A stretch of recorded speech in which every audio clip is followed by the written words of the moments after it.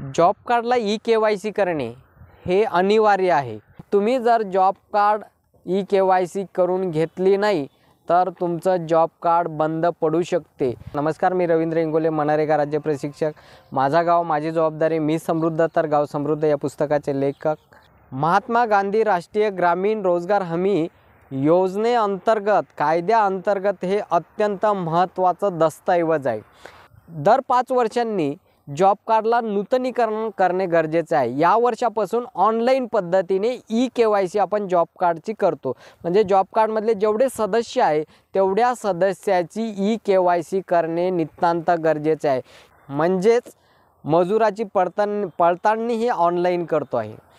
हे कशासाठी करायचं की आपली जी मजुरी आहे ते मजुरी तात्काळ मिळावी म्हणून मजुराला काम मिळवण्यासाठी हे जॉब कार्डला ई-के-वाय-सी करणे गरजेचं आहे।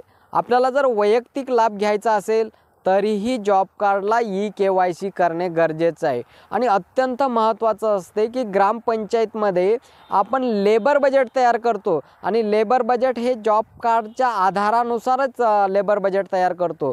म्हणून जॉब कार्डला ई-के-वाय-सी करून घ्या। आणि मी सर्वांना आवाहन करतो, शेतकरी असतील, मजूर असतील, त्यांनीसुद्धा ई-के-वाय-सी करून घ्या।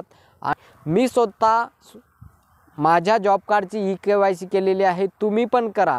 आणि जर आपण ई-के-वाय-सी केली नाही तर आपल्याला काम मागणी अर्ज पण करण्यास अडचण येतील आणि वैयक्तिक लाभ घेण्याससुद्धा अडचण येतील। आणि आपल्या ग्रामपंचायतमधील ग्राम रोजगार सहाय्यक हे मोफत आपली ई-के-वाय-सी करून देतात। धन्यवाद।